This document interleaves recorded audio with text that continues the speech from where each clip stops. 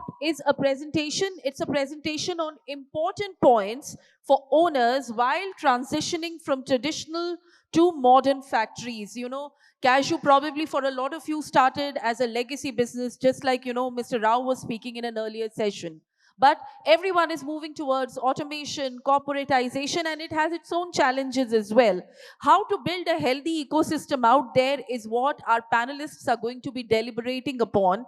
And our session's chair is Mr. Siddharth Zantye of Zantye Cashew, a mechanical engineer and a master in business management. He's into the family business of cashew processing in Goa and Maharashtra. Representing the fourth generation of Zantye Group of Industry, the pioneers in cashew processing since 1910 and pioneer in the first international trade and export in 1928, pioneers in Goa consumer pack retailing in 1960, and one of the pioneers in organic cashew processing in India since 1998, always adapting to the changing requirement of the consumers and the community. Mr. Zantye's vision is to globalize the Goan flavor the organic way. So I think as far as the entire legacy of Zantye Cashew is concerned, there couldn't be a more appropriate chairperson for the kind of topic that we are dealing with in this particular session. Apart from, of course, managing the cashew business, Mr. Zantye also dons some other hats and fulfills some social responsibilities with equal elan. He manages the Narayan Zantye College of Commerce, Narayan Zantye School for Special Children in Bisholim, Goa, Hirabhai Zantye Eye Hospital in Aravali. They've adopted a village for diabetic control, so there's a whole lot of CSR and social responsibility going there. And of course, a home for senior citizens at Reddy with Dr. Redkar. Joining him on the stage will be our other speakers. I'd like to invite Ms. Sarika Gupta of Arihant Industries. Do we have Sarika ma'am in the house? Ms. Sarika Gupta is a partner at Arihant Industries, the largest cashew processors in the western of India, with over 6 years of hands-on experience in cashew processing world. Her daily involvement in both office and factory operations is instrumental to the company's success and output. Her journey is marked by a robust educational background, including specific training programs tailored to cashew business. And apart from her role at Arihant, she's also the founder of the Farmhand, established in 2019. The Farmhand is a dedication to the production and distribution of eco-friendly products with a primary focus on organic farming. Gentlemen, can I ask you to please give a round of applause as we welcome Sarika ma'am on the stage.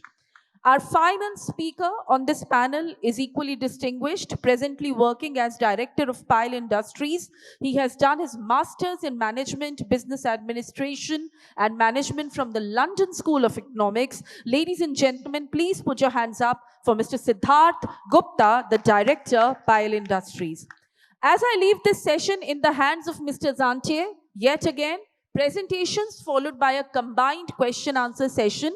The questions can be posted at Slido the way you just saw. Over to you, Siddharth, sir. I would like to thank AICA for giving me an opportunity and the panelists for a very important subject for our industry at the moment. So I'm lucky to have very eminent panelists who are achieved, highly qualified, and they want to be giving an excellent input into automation. So I need to go back a little bit to give you a background. Most of you know it, but then, a lot of new players in the market, they also should be knowing. So the raw cashew came into India in 1578 into Goa. The edible value of cashew was discovered in 17th century. The commercial processing started roughly in the 1905 to 1910. So, but then the cashew kernel market was only restricted to Karachi and Mumbai. So in 1920s, we saw commercial processing happening in Goa and Maharashtra. So in 1930s, we see the processing move down to Kerala and then Karnataka. In 1940, there was a huge demand for CNSL in the World War II. And they came out with the thing that they require a compulsory export of CNSL. And that's the time you see a lot of cashew processing moved on to oil bath system. And then was the revolutionary year 1980, when we saw the innovative processors from Mangalore who invented the steam roasting process, which kind of escalated the entire processing across. In 1990s, we saw till 1980s, we saw processing only in the 4 states: Goa, Maharashtra, Karnataka, Kerala. So 1990s, we moved on to Tamil Nadu, Andhra, Orissa. And then we saw in 2000, so 95, we saw in Vietnam. Then we saw the processing jump, the whole picture. But the most important part, the processing jump, how it took place and what happened, is very interesting to note. You will see in 1960s to 1980s, so the total raw cashew production was 2 lakh ton. Kernel produced was 42,000 tons. 80s to 98, the total raw nut production was 9 lakh ton, world production. Total kernel was 1,95,000 tons. Till 1960, the only buyer in the export market was US. And then we saw after 60, we saw Europe and other areas growing. The most interesting part was in 2000, when you saw a major jump to 12,50,000 ton raw nut production. From 2000 to 2009, it jumped from 12 lakh to 25 lakh ton. That was like a 100% jump in 9 years. So the total available raw nut in the market was huge. We had a major problem with labor availability. Automation was not there. Vietnam was the first mover, went into processing in the 95, and they were the first movers in the automation industry.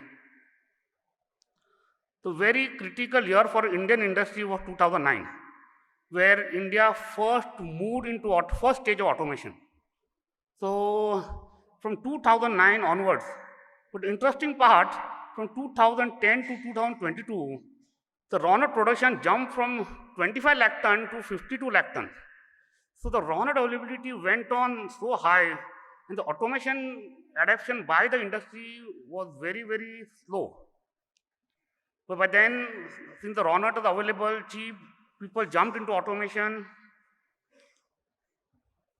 But the interesting part in the automation cycle, we all got into automation, mechanization, as we saw that was the need of the hour.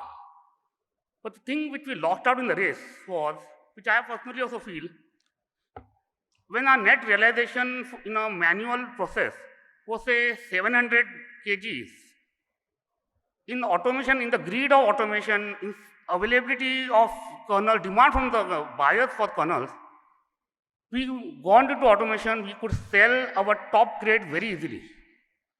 And we were unable to sell the lower grade at the optimum rate. So what net result would happen was, investing to automation, our net realization of kernel went down by 30-40 rupees, which was very unhealthy, which we didn't realize. But in the way we went on. So what's the critical thing which I feel right now, since we are all into mechanization, I would like to ask a first question to our eminent panelist, Mrs. Sarika Gupta. We all got into mechanizing, increasing our production. We were able to sell our premium grades, all that. Most people who failed in mechanization was because they could not manage the quality while scaling up. What advice would you give on securing quality with the increase in mechanization? It's an honor to be a part of this event organized by AICA. And my heartfelt gratitude to Siddharth Zantye ji. He's been such a wonderful person, whenever we speak to him, and Siddharth Gupta ji for co-chairing.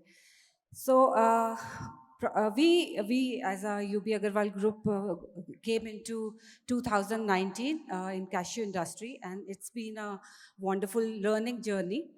And initially we started with semi-automatic plant, and after say about 1 year only, we got into fully automized plant. We saw the difference what we were facing in semi-automatic and automized plant. The first automatic plants immediately scales up, but there are certain things which really needs to be considered. First, we really need to have a very, very rigorous training. We need to give rigorous training to the supervisor or the foreman. Then only, the things scale up gradually. But, the scaling is such that, you have to work on quantity. You have to, present scenario is such, if you do not work on quantity, you won't be able to meet the profits. Then another thing what we felt was maintenance and cleanliness. This is something which is non-negotiable. The more you give time to maintenance, the more your machinery will give the better results. We as a industrialist, the moment one of our industry stops production by 2 o'clock, and after that we give about 4 to 5 hours for just for maintenance and cleanliness. Now, changing of the dies or, grinding of the blades, all these things are every day checked. It's not even a single day when we ignore it. Then a lot of things have come up now for flooring, PU flooring or industrial tiles, which also is a boom for our cashew industry. I mean, we have introduced that also in our plants, and believe me, the quality of the color of the cashew has shown the results. Now, when we automize our plant, when we mechanize it, we've seen the efficiency suddenly shoots up. Now, the efficiency of the first crop is tremendous. The uniformity is such that you don't have to think about it even for a second. Yes, for the second and third crop, it is little slow. Another thing what I've noticed is,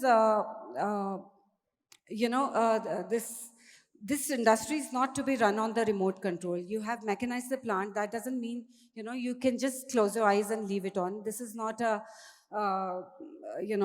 you have to continuously monitor your data. You have to make sure that every machine is fully in synchronization with it, and there is a chain of sight to every line of action. Now, one more thing which we observed is during mechanization, that we cover the fixed expenses, that we consider it, because that's the time when we speak to the manufacturer of the machines and we know what is the fixed expenses we would be recurring to. When it comes to running expenses, either we misjudge it or we don't ignore it. So I think we should speak to some manufacturer, or we should speak to industrialist who has been already running the industry, and we should do the budgeting on that, which is very important. One more thing, mechanization doesn't mean that we have just put the machines and then, we'll scale up immediately. Mechanization means we have to do holistically. We have to, upgrade our purchase department, our production department, our HR department, our marketing department, our finance department. This goes holistically, and it goes all hand in hand together. I think these are the factors which we should consider into before scaling and mechanization.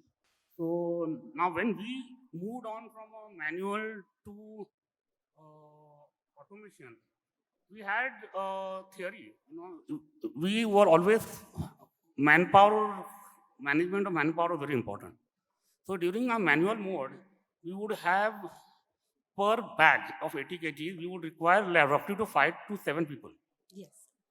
Then when we went to a mechanization mode, we realized for one bag of 80 kgs, we have to have 3.5 people Correct, sir. to manage that, to cut down on the manpower management. So now in a fully automatic mode, we are looking at a thumb rule of one bag of 80 kgs to have one person. Okay, so now this is a thumb rule. So I don't know whether it's not a proved thumb rule. It's just that we are having a benchmark that we're working on. How would you look at a good manpower management in an automated industry, automatic factory, and what are the areas you are doing to make cashew processing a sustainable industry? Yes, because of mechanization, there would be, you can, your labor costing can come down to 50-60%, no doubt about it. But that's also for sure that no machine can ever replace a man, manpower. Now, what we have done is in our group that we have channelized this manpower. There are a lot of pockets in the cashew industry. जैसे हम भूल जाते हैं कि हमारा D और E RCN पड़ा रह जाता है because the processing is, the cutting is slow. So what we do is we randomly check every stage, whether it comes to the RCN, then Borma, then we cooker cleaning, cooker की belt उसमें नीचे पड़ा रह जाता है. So generally what happens is we clean them weekly or monthly or whatever. But having a excess manpower helps us in taking care of these areas. Then we also provide a lot of technical knowledge. I said in the past also, in my previous question also, we give them a lot of technical knowledge and shadow training. And I would, if there are some manufacturers here, I would really request them to give, or the AICA platform, to give us workshops for the, our supervisors and foremen, so that, we don't have to call day to day. Another thing for sustainability of our labor, what we do is we, do a lot of teamwork in our factories. I have a very fine example that hand peeling हमारी एक industry के लिए सबसे बड़ा drawback है, wherein you lose money. So what we do is there are a lot of women who have small children in our company. They don't come to the plant. They have to manage their kids. So we give them hand peeling in their room. They take it in the morning, we weigh it and give in the morning. By the evening, they submit it to us. So the hand peeling, uska benefit kya hai ki the color is good, and we train them at home in the premises separately, and we make sure the color is not gone down, the moisture levels are controlled, and even the scraping is not much. So this is one factor. Then secondly, we get caps, aprons, we get them made in the factory itself. So we don't have to outsource it to somebody else, but rather these small things have given them, a feeling of belongingness to the plant. Then we keep on doing a lot of bhandaras and puja and sports. That's the way, they like to stick it. I have a very fine example. One of our employee, blue collar labor, his finger got stuck. Usko kaatna pada. But after 10 days, he started coming to the plant. He said, "Ma'am, I'm ready to work. Give me such work which I can work without my hand, with one hand." So we made sure that we give him something which he is able to work because of his enthusiasm. So we have many fine examples of such, because we make sure they are, they feel that they work at full-heartedly. And as I said, cleanliness is something we make sure that we clean. Jale lag jate hain, infestations is such a big problem. Pest is such, rats aa jate hain. So we make sure this thing does not come, and we use this labor extensively for extra labor for this. Then one more thing which we do is we give them appraisal as per their performance, and not appraisal as per their, position. For this, another example I have is one of our labor, he was a watchman, but he was so enthusiastic. Now he's become a foreman. And, he takes care of the whole machines. and we tell him to work, come in the plant at even 11 o'clock in the night, he's readily available. So these are small things which, has led to development of the industry. That means we as a group, we believe in sabka vikas sabke saath hi hota hai. So these are the things we keep in mind. Thank you. Thank you for giving a good insight about your manpower management. It's very interesting. Some of us can always take it because you are utilizing extra manpower in terms of training and backup plan for other activities, which sometimes, that person is not there. That's a good way to deal with it. Thank you so much. So now I would like to ask Mr. Sidharth, going by the three factors. One is manual, one is mechanized, and one is automated. Okay, so as far as the industry percentage that goes in, we see that 20% of the processing is being done in the fully automated manner. We have 30% who are in the mechanized manner, like we are part of the mechanized manner. There is a big section of the processors who are 50% who are still in the manual mode, in the standalone mode, whatever it is. So I would like you to share with these people who want to get into automation, what are the factors they should be taken care of, not to undergo any kind of bad eventualities. So I would like to request you to share your presentation.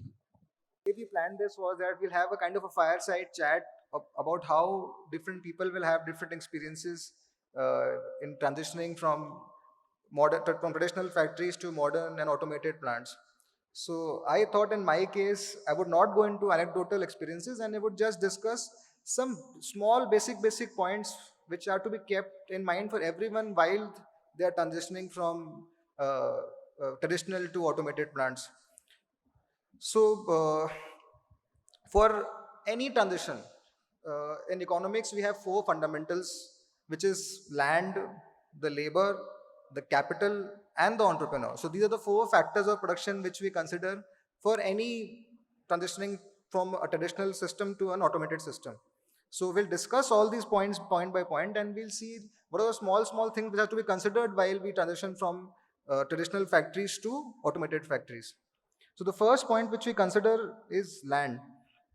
So traditional factories usually had a load of around 100 kilowatts maximum, but automated factories will have a load of near around 300 to 400 kilowatts. So the first thing which you need to consider is that the factory should be in a location where high tension power is available. The quality of the power has to be good because nowadays all the machines are now VFD based, AI based machines. So the quality and the voltage fluctuation is very high. It is very difficult to run such complex systems without having constant, damages to the machine. The land has to be such where container accessibility is possible. And then even the traditional factories were all planned for manual operation. So they were quite haphazard. There was no such planning behind material movement and material flow.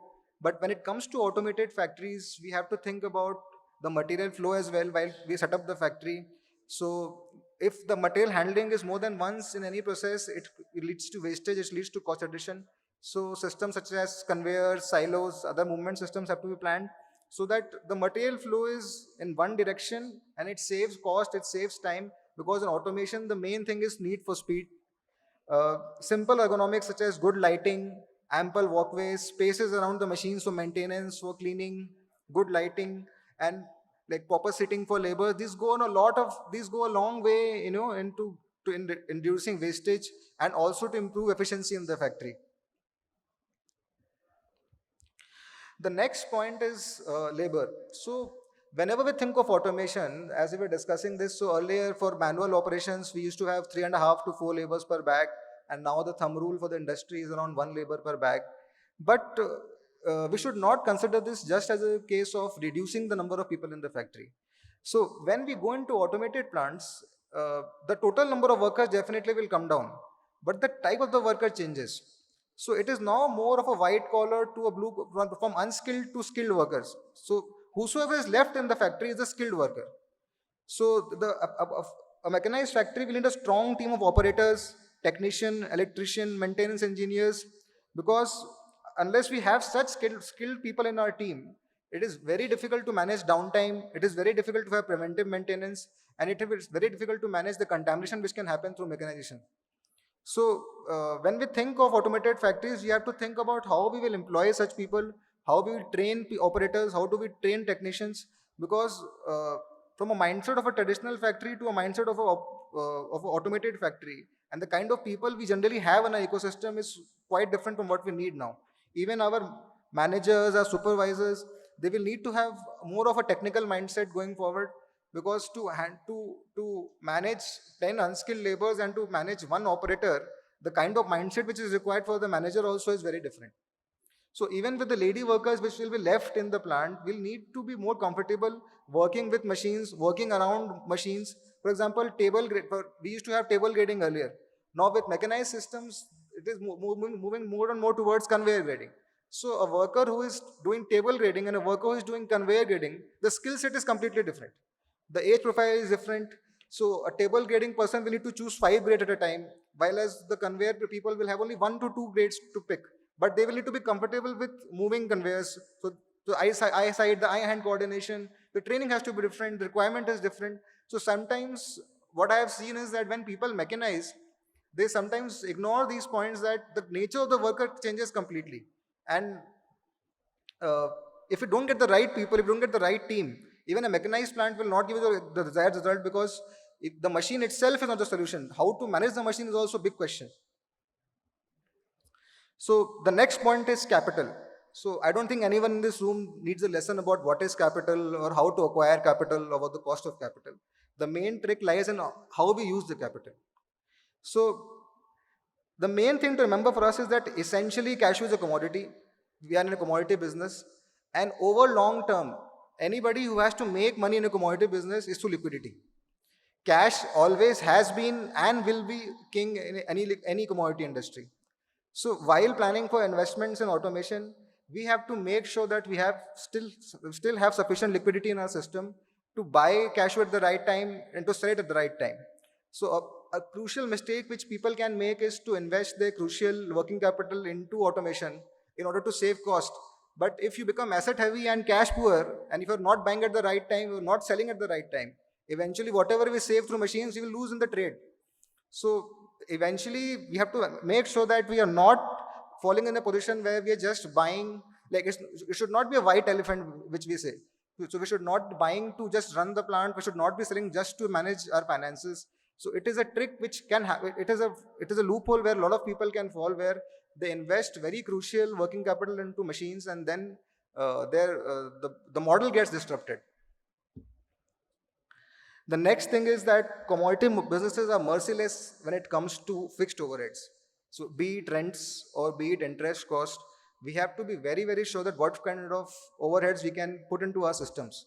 Because eventually commodity businesses during a down cycle, which can be a year or more, because cashew cycles are generally more than 1 year. So during a down cycle, if we are having too much overheads in our system, it is very difficult for us to survive those years. So eventually, whenever you're planning for automation, what kind of debt and equity balance which you need to create, and what kind of interest and other fixed overhead which we are comfortable with, is something that has to be kept in mind. So the next and the most crucial factor of production is the entrepreneur. The buck eventually stops at the entrepreneur. The entrepreneur is the heart of the entire organization, and what they process and how they plan about the entire thing is where the entire game will rest. So for all entrepreneurs, I think something which you need to remember is that automation or mechanization, whatever it is, this is a continuous process. This is something which is not going to end even for a day. So whenever we buy a machine, we have to understand that there is a life cycle to that particular machine. So just how in life we have this cycle of creation and then destruction and then preservation. So there's a cycle of Brahma, Vishnu, Mahesh which happens in our life. So the machines will always have the same life cycle. We plan for a machine, we acquire the machine, we deploy it, we manage the machines, and in a very specific period of time, the machines will then get retired. A new technology will come in, and whatever we have planned and acquired for the factory is obsolete. So this cycle is always, these are like eternal truths, what we call in Hindi as Shashwat Satya. So this cycle of destruction, preservation and creation will continue even for automation. So how we manage this cycle is something which is very important, because we cannot think of any automation or any improvement as the final improvement. For example, color sortexes, what we used to have 10 years back, the RGB ones, are like defunct now because now the new sortexes are all AI driven. And now we can expect in the next 10 years something more to come. So whenever we plan for automation, we have to keep in mind that this is only for a limited period of time. So whatever we invest has to come out in the next 3 to 4 years. So if what, as a thumb rule, what we can say is that if any mechanization which we do is not paying itself back in the next 3 to 4 years, is something which then we need to look into, or else the risk of obsolescence is very high. And finally, uh, the biggest advice I have for everyone is that it is a marathon, this is not a race. Uh, we have a lot of factories, what sir was also saying, that 50% of the factories even today are traditional and they are doing quite well for themselves. So it is the business model which is more important. It is how you run the factory, what is the quality which you make, what is your niche, what kind of sourcing you have, what kind of sales you have. Eventually, in any business, the business model is which is more important. And every different entrepreneur will have their own learning cycle. Everyone will have their own comfort level regarding to debt, regarding to capacity which they can handle, the money which they can invest. I think my advice to everyone would be to operate at their comfort levels and focus more on the business model which they have rather than just blindly pursuing automation in this. Because what we have observed over the years is like in West Africa, we have found that a lot of automated plants have been set up, but their success compared to the traditional factories in India, I would feel that the traditional factories are still doing better in terms of the money which they are making. So we have to think about what we want, like what is the end target for automation. Like need-based and gradual automation is my advice to everyone rather than blanket automation. And and with this, I would like to come to the end of my presentation with a few questions to the house for when we want to ponder in. Because so what we need to discuss as an industry, as colleagues, what we need to discuss on a daily basis now is whenever we are free is that do we expect the cashew industry to follow the same path of consolidation which all other agro industries have? Because if you look at data, there are various kinds of data which we have. There is one side of data which says that the micro and small industries still have an edge over the large ones, be it because of compliance cost, or be it because of overheads, or or, or maybe any other thing. But it is a very difficult call to make right now at this moment, that where will this industry go in terms of consolidation. The next question which we need to ask is, what is the real guarantee to success in this industry?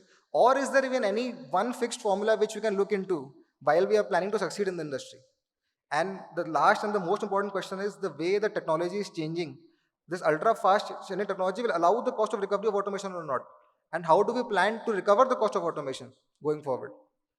With this, I would like to end the presentation and thanks a lot for a patient hearing.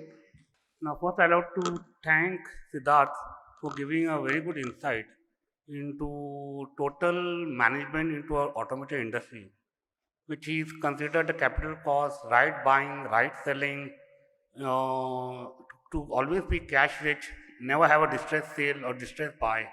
That was fantastic, well presented. Thank you so much. So we have some questions. The first question has come from Ravindra Mehta. He says, is India over fancy, visible, or subjective quality, color, finish?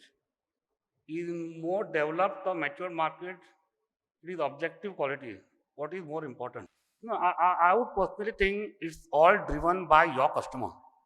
It's not about Indian customer being fancy or the developed nation is fancy. Because in each and every market, you have customers who are very fancy about color, and somebody who's not fancy about color. I mean, it depends on your customer base. It cannot be very generic answer. In India, eventually we can say it's a lower income country or a poor country. So the way our consumers are viewing cashew compared to a consumer in the Western countries is different. So cashew buying even today for the lot of consumers is still something of a novelty buy. So the way Indian consumers is going to view cashew at least for the next decade is going to be very different than how a Western consumer is viewing cashews, because for them it is a snack out of many. But in India, dry fruits across the board is still a novelty, and they would want the best when they're paying for it because they want the best bang for their buck. So I think for India, at least going forward, we can still expect that the visual factors are still going to be important, at least in the next decade, because uh, until unless this novelty factor is there with regards to all dry fruits, visibility is going to be a major important important factor going forward. So next question is, mechanization and automation often leads to dirty broken. Is this a common issue? If yes, how to address it? So it is a common issue, as both of them have presented. It's very important that you manage your machines well. As she says, she's on the shop floor every day to see if all the machines are clean, how to minimize the brokens, so you have better realization of the holes. So it's totally machine management, what I feel. If you panel have. As I said, we really spend a lot of time on maintenance and cleanliness.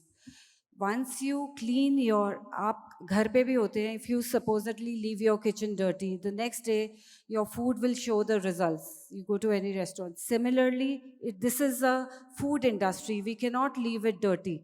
You spend, if you're using the machine for 10 hours a day, at least give it 6 hours for maintenance and cleanliness. There would be a decline of 40-50% in OP, or OP, OW, or all the lower grades. And secondly, yes, there is a slight this thing that in fully automatic plants, that the oily pieces are a little more, but the holes are also extensively on a higher side. So the crux is that the more maintenance and cleanliness we spend on, the better the results would be. And there is a good market for the restaurants, and there are sweets. There are certain sweet vendors also who just deal into these sectors. We never had from last 5 years selling this lower grades, but yes, this market is a little slow, but eventually it sells off. We never ever had any issue with this. And one final point. So the technology again in the past 4-5 years also, the machines have transformed in a way where this contamination issue also has been addressed to some extent. But what we also need to accept is that eventually automated plants will have some more contamination when compared to traditional plants. And this is where an edge which is there will always carry. So traditional plants will always carry an edge of having, I think, more yields in respects to like for example dust also. So traditional factories will have lesser percentage of dust in the process, and they will have lesser amount of contamination. That is something which you have to accept, and that is an edge which they will continue to carry unless there is some significant change in the technology where we can beat them in terms of economies of scale. So what I see in this industry as of today is that there is no significant economies of scale in such a way where we can knock the traditional factories out. So they still have a lot of places where they have edge over us, and where they can make up whatever we are making in like saving in terms of automation. So this is what we have to accept as of now. One more thing I would like to say. So generally, when we were semi-automized plants, it would take about 6-7 days to pack a material, from production to packing.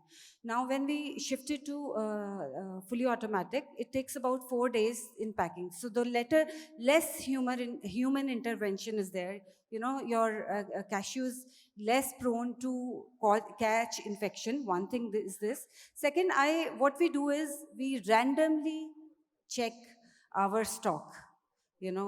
What so the chances the staff is equally alert that there is no infestation or ये सब नहीं हो, तो उससे काफी फर्क पड़ा है हमें. Thank you so much.